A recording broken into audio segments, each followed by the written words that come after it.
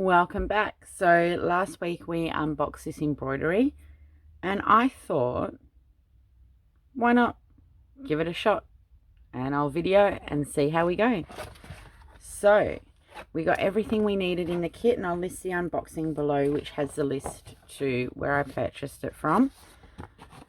So the first thing we'll need to do is unbox everything. Maybe pull off a few of these random threads. The first thing we need to do is put our thread in our hoop. Hoopity hoop hoop. So you just unwind it, and this gives it, allows you to take it off. Oh, it's quite, okay, we're going to have to unwind all the way. Sometimes they just slip over. This one's actually, as you can see, it goes in. So we just want to position our fabric and make sure I have it the right way around in the hoop.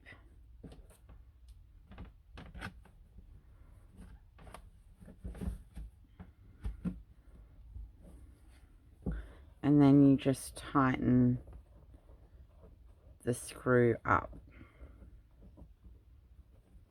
Tight, tight, tight.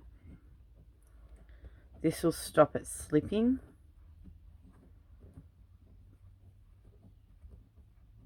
I know how to do this much. The rest of it is going to be new. Excuse me. I'm just going to tighten it as much as it'll allow me to tighten it, because I want it nice and taut. Okay. So we've got our snips, which I'm going to get out because I'm sure I'll need them at some point. So this kit was fantastic. Absolutely everything you need to do it comes in. You've got your needles and you've got your threads. So we might start, let's start up the top at this one. So we've got French knots for these 4 strands, backline stitch 2 strands, and satin stitch 2 strands. Let's do number 2 in the backline stitches.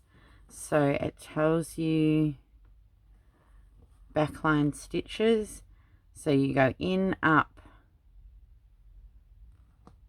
They're not the best. Oh, they're not too bad.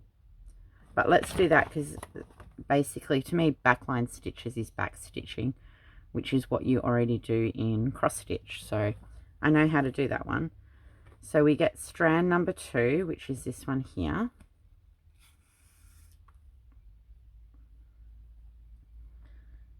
And you take one strand out, and then each one has 6 strands of fiber. Now we need 2 strands, but the way I'm going to do 2, so you just pull it and you get one out. Don't try and pull more than one at a time. You'll get yourself in an almighty mess. So I'm just going to leave it as the 1, and then I'm going to double it up on my needle, so I don't actually need 2. And then you just pop it back. They had it folded over more, but that'll do there. So we'll get our needle out. So I gave you 3 needles. So your needles for embroidery are going to be more of a point than cross stitch. Cross stitch are quite a blunt needle. Alright, so I just join my 2 ends up.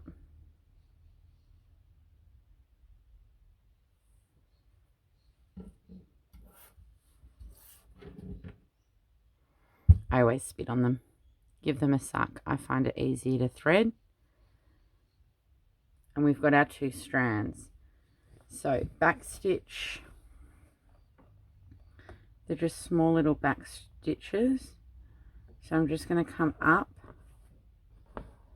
and go back down. And this is why I fold my strands over. When we go back down, flip it over and see how, because you folded them over, you've got a little bit of a loop there. I might bring you down a little bit closer. Might be able to see a bit better. My for some reason my lighting's not working overly well today. So you go through the loop and pull it, and you've secured your stitch without big knots on the back. Now with back stitch, you want to go ahead of where you were and then back in to the last stitch that you did. Now this is for all these little spouty bits. So you just want to come up at the front and then back into the last stitch.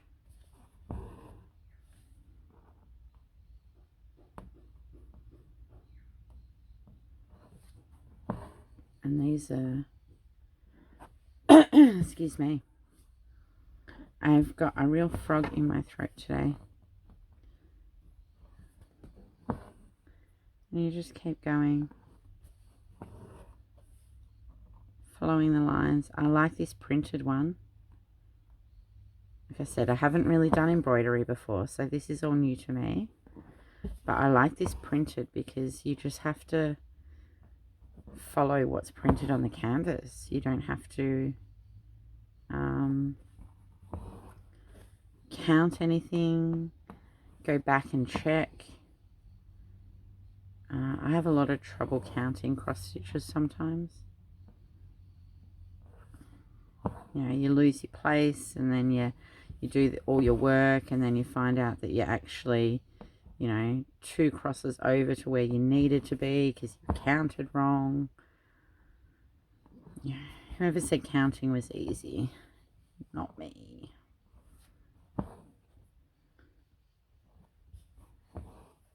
So there's going to be back stitch in a few spots, I'm guessing.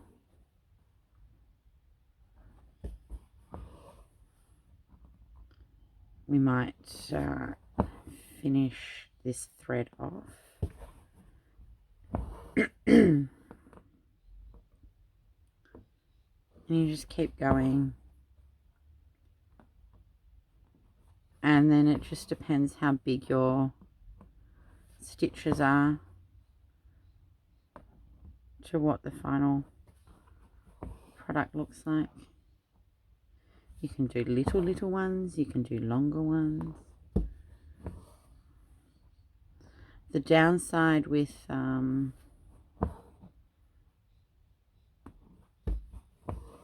printed, words are not working today, is that I'm going to see slightly a little bit of blue behind my stitches if I haven't been exactly straight on the stitch. Sorry, I thought I pulled it out then. So that's going to be the downside of a printed embroidery, but it's okay. I'm more about the enjoyment of craft to being perfect. I'm definitely not perfect when it comes to craft. I find if I'm trying to be perfect, I just don't enjoy it, and I tend to stuff it up more. There was this one blanket I made for someone requested a blanket be made. Like, yeah, okay, if I can find the fabric, I'll make the blanket. And I made it, except it ended up being slightly smaller than what it needed to be because I stuffed up. I overthought it. And I made a really, really stupid error on it. But it's because I wasn't enjoying it. I was doing it to be paid to make a blanket. And my father-in-law has said to me, oh, you know, you're so good at your crafts. You should make quilts and sell them. And I'm like, well, I enjoy making them. But once you start, one, you can't make a profit off the hours that you put in there. There's so many hours. The money that you'd get per hour is very, very small. And there are people out there that make them, and good on them. But as an income, it's very hard. And then you've got the added stress that if I make an error, I have to sit and unpick it all and redo it. Where if I make an error on a gift I'm giving, that's part of the charm of the handmade. You're going to get errors. They're not going to be perfect.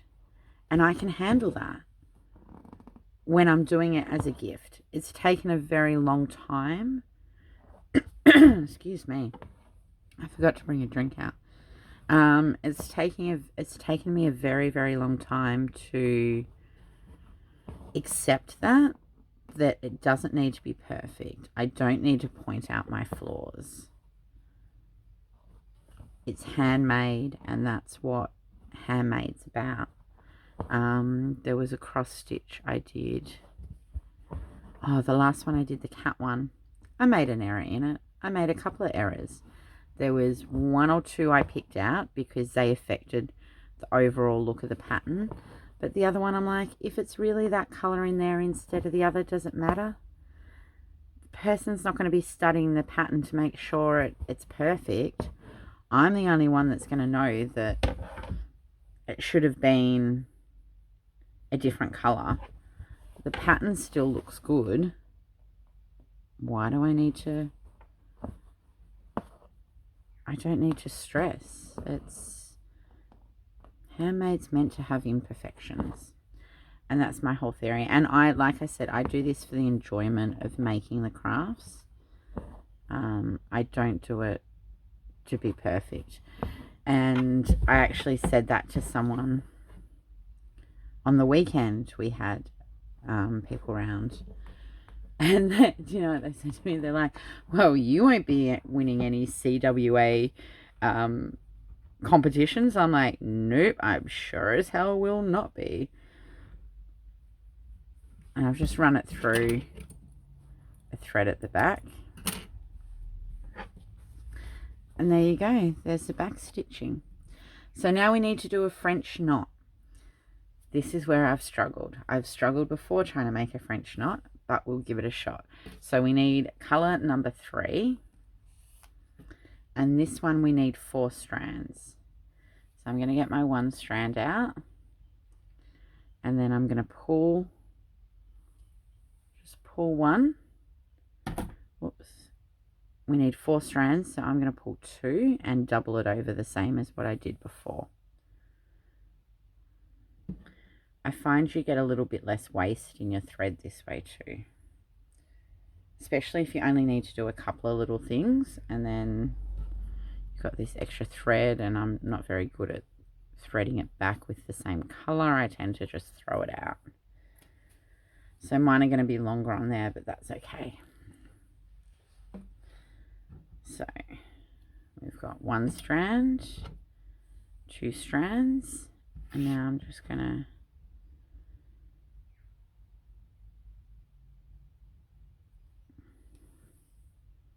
marry them up at the top. Now this one I might attempt to use a needle threader, because you got 4 strands.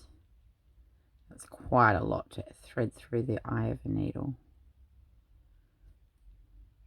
So when it's folded over, it's 8 strands.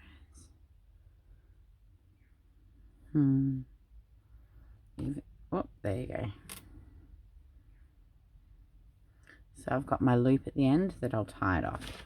Now, French knot. So you go up, you twist it round, and you go back down,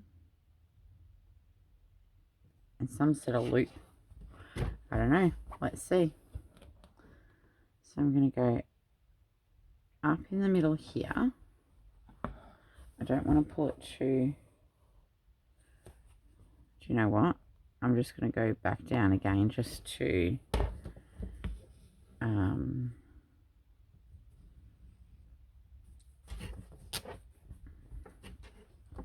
tie off my thread. Okay, so we're going to go up. It's got your needle wrapped around.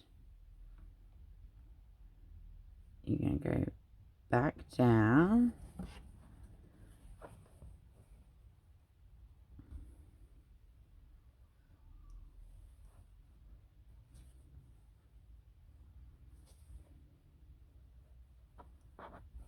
And pull. That kind of worked. It kind of worked. Let's try that again. Okay, we're going to go up. Wrap.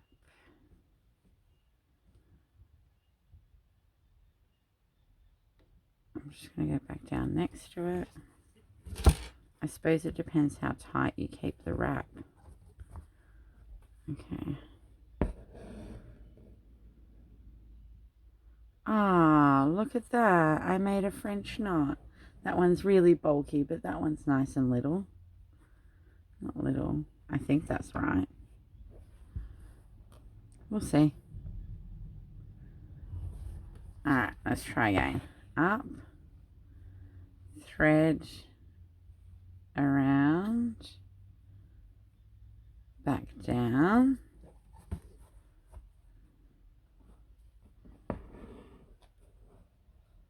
And pull it through.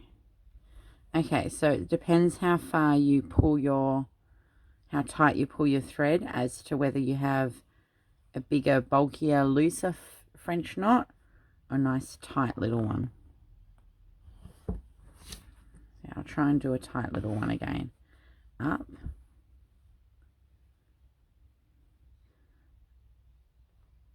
So I'm sort of pulling that so that it stays really tight, and then pull the threads down to secure it. Okay, if you want a tight little one, you need to hold your threads. If you want them big and round everywhere, then that's done. Now we've got one other French knot over here. Don't really want to carry my thread that far, but let's do it anyway. So this one's quite a big, this is 6 strands, so I need another one anyway. What color have we got? Number 3. 5, 5, 4, 2, 9, 3. Needs 2 strands. Okay, well I think that's going to have to be everything there, because everything else needs a different amount of strands. So we are going to have to finish it off. Oops, that didn't work. And now I've just, I might go back through these threads here.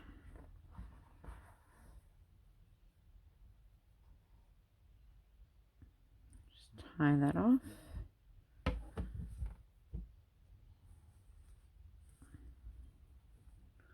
Don't know if that's tied off. No, it's still too loose.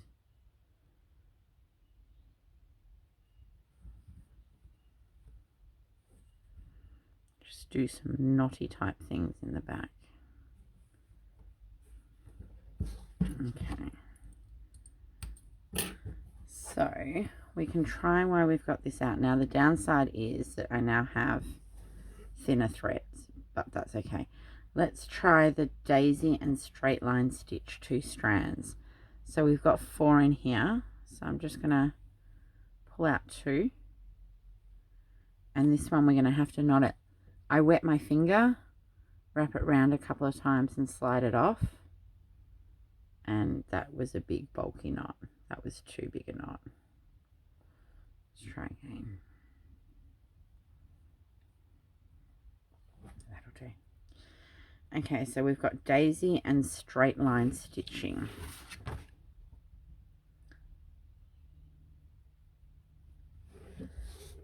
That's here. Oh, what's that?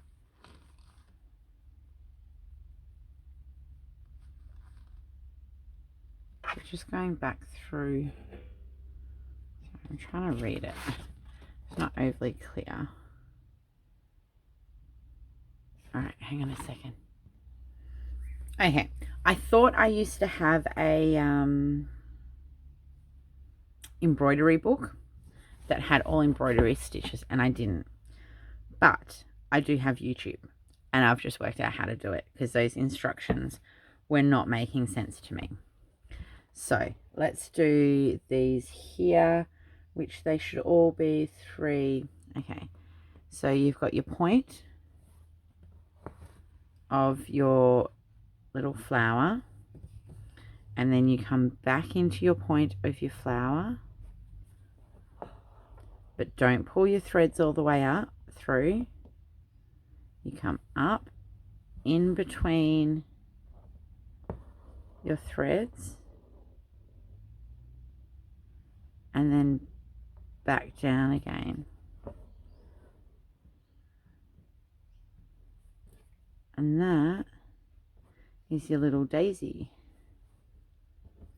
So let's go again. Up, down, come back up at the point of your flower, and you want your threads there. Oh no, I almost unthreaded my needle.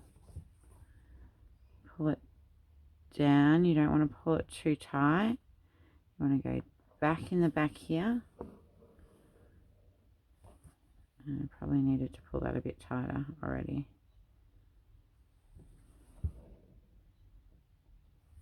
There you go. That was easier. Those instructions on the back are not great. They are not great. But that's what YouTube is fantastic for. So we're going to pull it. Oops. There you go.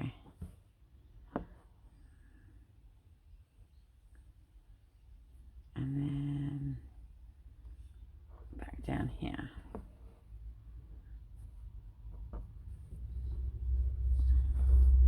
Now they're not perfect, but what did we just finish discussing? They don't need to be perfect. I am going to try and move them a little bit though.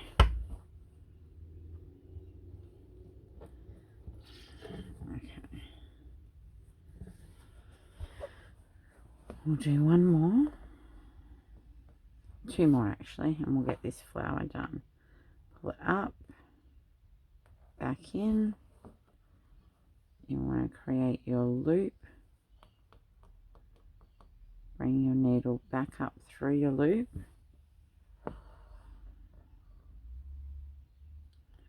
And then back down again.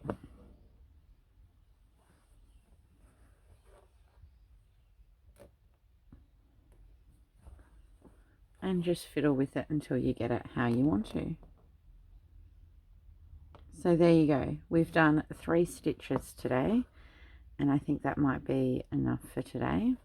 We've done our daisy chain, which they called something strange, but it's called a daisy, what's it called? Let me just check.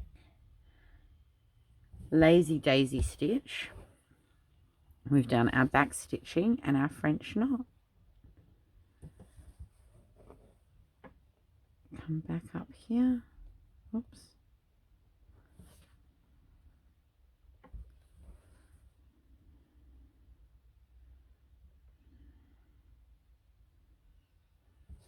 Okay, I'm sure people are much more,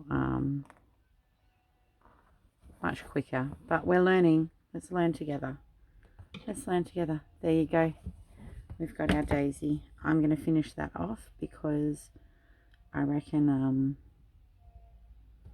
if I go much shorter on that thread, I'm going to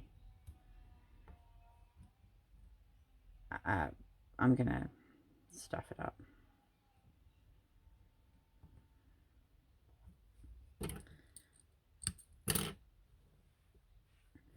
And there you go. And I didn't even bring a needle minder out. So we've got our French knots, our back stitch, and our lazy daisy.